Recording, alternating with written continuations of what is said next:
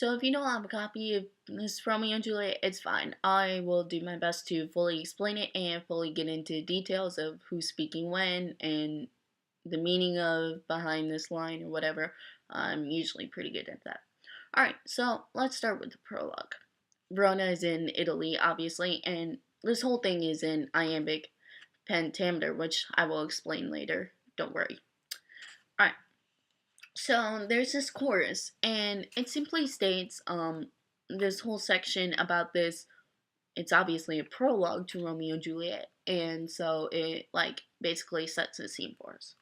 Okay, so two households, both alike in dignity, in fair Verona, where we lay our scene, from ancient grudge break to new mutiny, where civil blood makes civil hands unclean.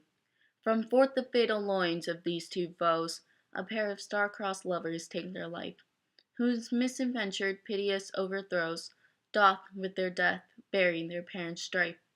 The fearful passage of their death-marked love, and the continuance of their parents' rage, which but their children's end naught but could remove, is now the 2 hours traffic of our stage, the which if you with patient ears attend, what here shall miss, our toil shall strive to mend. Okay, so let's break that down a little bit. Two households, both alike in dignity. Both alike in dignity is explaining that they come from the same power and amount of wealth. So just imagine two big companies competing against each other. Like fast food places, McDonald's and Wendy's or something. They have the same sort of high standard and not necessarily wealth, but in this case, these two families do have the same amount.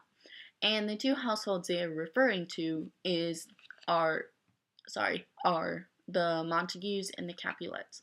The Montagues are usually displayed as blue because Romeo is their son, and the Capulets are generally red, and so because Juliet is their only daughter.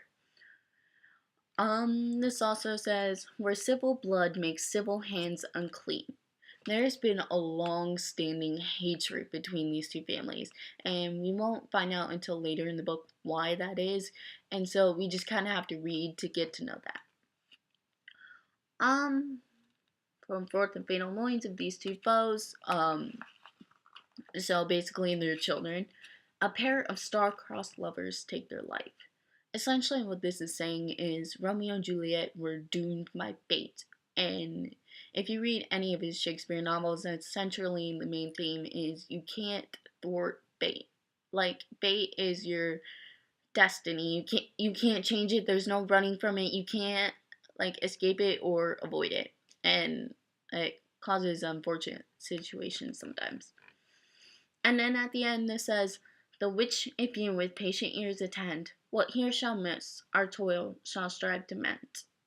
And basically what this is saying is if you listen closely, you might hear something that you missed. And so with that, let's start Romeo and Juliet.